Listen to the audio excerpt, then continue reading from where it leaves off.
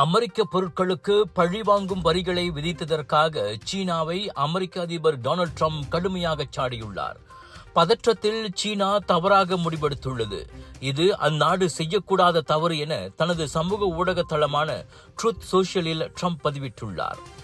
April 10 முதல் அமெரிக்காவிலிருந்து இறக்குமதி செய்யப்படும் அனைத்து பொருட்களுக்கும் 34% வரி விதிக்கப்படும் என நேற்று சீனா அதிரடி அறிவிப்பை வெளியிட்டிருந்தது. ஏப்ரல் 4 முதல் அமெரிக்காவிற்கு நடுத்தர மற்றும் கனரக அரிய மண் தாதுக்களின் ஏற்றுமதி மீதான கட்டுப்பாடுகளையும் பெய்ஜிங் அறிவித்தது. அமெரிக்கா மொத்தமாக விதித்துள்ள 54% வரிக்கு பதிலடியாக அந்த அறிவிப்பு வெளியானது.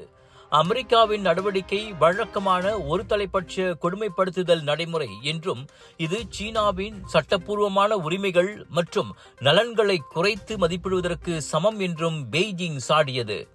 எனவே அமெரிக்கா எங்களுக்கு விதிக்கும் வரியில் கிட்டத்தட்ட பாதி அளவை அவர்களுக்கும் விதிப்போம் என சீன அரசாங்கம் கூறியது. அது குறித்தே ட்ரம்ப் அவ்வாறு கருத்துரைத்தார்.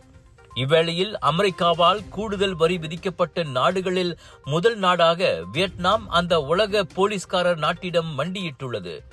தங்களால் சமாளிக்க முடியாது என்பதால் மொத்த வரியையும் சுழியமாக குறைத்து விடுமாறு வியட்நாம் கோரிக்கை விடுத்தது. ட்ரம்புடனான தொலைபேசி உரையாடலில் வியட்நாம் கம்யூனிஸ்ட் கட்சியின் பொதுச் செயலாளர் தோ லாம் அக்கோரிக்கையை முன்வைத்தார்.